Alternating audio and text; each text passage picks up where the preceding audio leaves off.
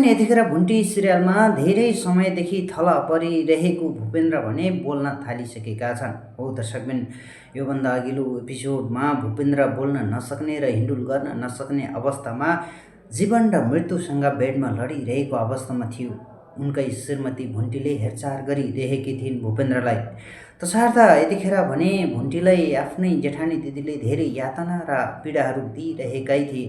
तसर्थ यतिखेर भने आफ्नै जेठानी दिदी आफ्नै श्रीमानसँग झगडा गरेर यतिखेर आफ्नो घरबार बिगार्न लागेको अवस्थामा रहेकी छिन्। हो दर्शकबिन, यद्यपि आफ्नो श्रीमान भूपेन्द्रले जति सम्झाउँदा पनि श्रेयाले कुरा नबुझेपछि श्रीमानसँग मुखमुखै लागेर भुन्टीसँग आफ्नो श्रीमानको नाजायज सम्बन्ध रहेको भन्दै आफ्नै श्रीमानलाई हुने नहुने आरोप लगाउँदै श्रेयाले यो सबै कुराहरू आफ्नो साथीलाई सेयर गरिरहेकी थिइन्।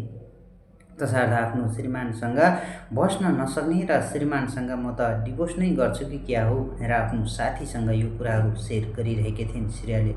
तर भुवनले पनि आफ्नो श्रीमती श्रेयाले भनेको कुराहरू केही नसुनेर नमानेर आफ्नो छोरालाई च्यापेर माइती घरमा लागेकी थिइन्। तसर्थ माइती घरमा जाँदै गर्दा बीच बाटोमा आफ्नै बहिनी यानि कि भुवनको सालीले फर्काएर घरमा ल्याएको दृश्य हामीले देख्न सकिन्थ्यो।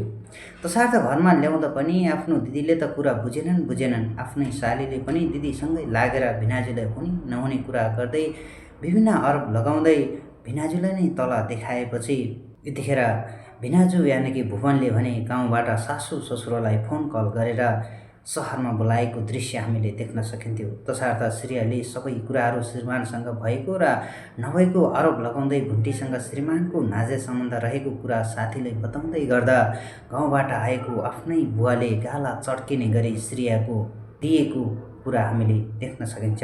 हो दर्शकबिन, यतिखेर भने भुन्टीलाई तनाव दिएर घरबाट निकाल्न खोज्दा श्रेया आफूले खनेको खाल्टामा आफै परेकी छिन्। तसर्थ आफ्नो श्रीमानसँग सम्बन्ध नराम्रो भइसकेको अवस्था छ भने आफ्नै बुवाले पनि गालामा झापड हानिएको दृश्यहरू हामीले देख्न सकिन्थ्यो भने उतापट्टि गाउँमा भने भूमिकाले रनक मचाएकी छिन्। आफ्नो विवाह धुमधामसँग गरिदिएनन् भने म आत्महत्या गर्छु भनेर सबैलाई टर्चर दिइरहेको अवस्थामा सबैजना भूमिकाको पक्ष लिएर यतिखेर जग्गा धिदो राखेर लोन निकालेर भूमिकाको विवाह गरिदिने योजना बनाइरहेको दृश्य हामीले देख्न सकिन्छ। हो दर्शकबिन, अब भुन्टी श्रेयाले कस्तो मोडेला भन्ने विषयमा भने पक्कै पनि अब आउने नयाँ भुन्टी भएको प्रतीक्षा हामीले गर्नुपर्ने नै हुन्छ। त्यतिन्जेलसम्मको लागि हामीले प्रस्तुत गरिएको यस भुन्टी श्रेयाल रिभ्यू भिडियोहरू तपाईँहरूलाई कस्तो लाग्छ? मन परेमा भिडियोलाई लाइक कमेन्ट सेयर गरी च्यानलमा नयाँ हुनुहुन्छ भने च्यानललाई पनि सब्सक्राइब गरी हामीसँगै जोडिनु भने अवश्य नभुल्नुहोला, ताकि हामी यस्तै खालका भुन्टी तथा कान्छी सिरियलका रिभ्यू भिडियोहरू तपाईँहरू माझमा सधैँ लिएर आउनेछौँ भन्दै आजको यस भिडियोबाट बिदा हुन चाहन्छु। तपाईहरूको बाँकी पल सुखद रहोस्। हस्त, धन्यवाद।